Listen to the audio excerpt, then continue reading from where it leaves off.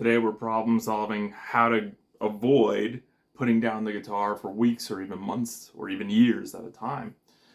This is the biggest issue is we don't feel like pursuing something, right? So the example I just played, the riff is not mine. That's from Yngwie Malmsteen. That's the Pyramid of Cheops. But the solo is mine. I just made it up and had a blast doing that. So it's pre-composed. I just worked on it for an hour or so. Just sort of imagining what I could play over it. C sharp, Locrian mode, um, giving it the sort of the right feel and using what I know as a musician to be able to do something that I am personally psyched on. And so if we want to avoid that, we want to ask ourselves, why do we play? And we want to have a very definitive answer, especially a one sentence answer. You might have to think about it for a while or say a lot of stuff or walk through it, but if you can boil it down to one sentence, why you play and why you train and why you develop and why you want to be the best player that you could possibly be, then that's going to give you the thing that you don't want to change. That's the thing, that's the role the guitar or music has in your life, and that's very important for you to be clear about and decide what role music or the guitar has in your life. All right. And then the other thing is, what have I yet to pursue with it? So if we're actually in the pursuit of something, and it doesn't have to be a more virtuosic thing. It could be anything. It could be, just, playing a song and feeling at ease when you're playing the song. Maybe a song is a little difficult for you, right? But generally, pursuit will always ask for you to overcome a challenge. So if you want to overcome a challenge, you're going to have to problem solve your way through the hardship of the challenge.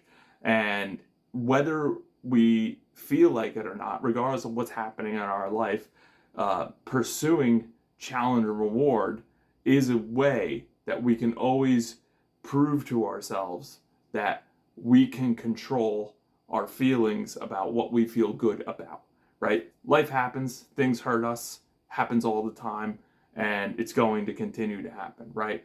But when it comes to music and playing music, I feel, and as I reflected on this earlier, right, the whole experience is meant to be one of control, right? We want to play the music we want to play. We want to play it the way we want to play it. We have an intention for how we want to do it. We have intention for how we want the experience to be.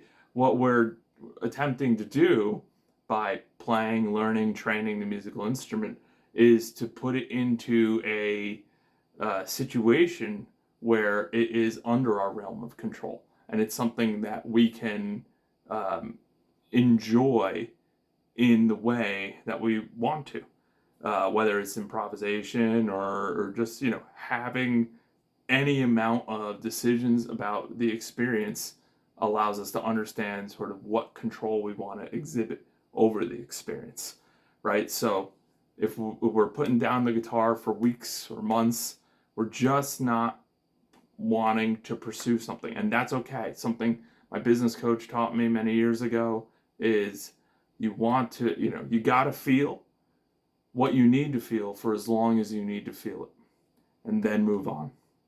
And so if you're dealing with hardship, grief, some acceptance that you don't want to deal with or accept,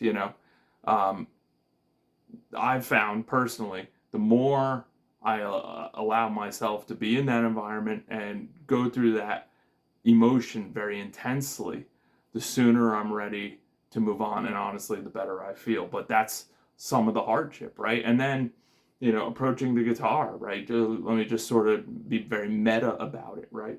As I prepared to make a performance example for doing this, I've been listening to the entire Yngwie Malmsteen discography, something that I've never done before, but I was such a huge fan of his in my early 20s, and listened to the one record, Rising Force, that I had a bunch, and then on the internet found a couple other songs or whatever. But then, gravitated towards other music and all that. So here I am, just about 20 years later, revisiting it all with a whole bunch more accomplishments under my belt and a whole bunch more skill sets. And now I can actually like do that stuff and write in that kind of way and play in that kind of way. So studying, one of my guitar heroes ends up becoming okay, it's not just enough to study him, right? It's not just enough to know he played something, but the next step is to write something like it or to use it in my writing, and to do something different and novel with the guitar and music, because that is why I continue to play. I continue to play to develop myself because I love the feeling of accomplishment. I love the feeling of pursuit. I love music, and I love participating in music. And when I was 17 is when I started playing, but I originally tried to play when I was 12. So for many years I thought that ship had sailed. And then when I got another opportunity to play and I got some accessibility, someone taught me some things, I never took it for granted. Now there was one point in my life when I think it was when I finished graduate school. So when I finished graduate school in 2017, I put the guitar down for my own enjoyment. I just didn't play the guitar except in lessons because I was obviously professionally teaching at that time, and as I still am, right? But I've been doing it for 19 years, so I was teaching a lot at that time. But I didn't play for myself very much, just little amounts, but not at home. I just sort of needed a little diversity in my life because it was just so intense, and I just basically wrapped up 14 years of formal training. It was, I definitely felt like it was a new chapter, and I also wanted to give space from the guitar and music. I got a little bit more into cars and things and just other topics, other interests besides music, because as you learn and you specialize more and more and more, you start to learn more and more about nothing, basically, about very, very, very, very little. And it's cool and it's exciting, but once you start to sort of zoom out, you're like, okay, how does this help me now?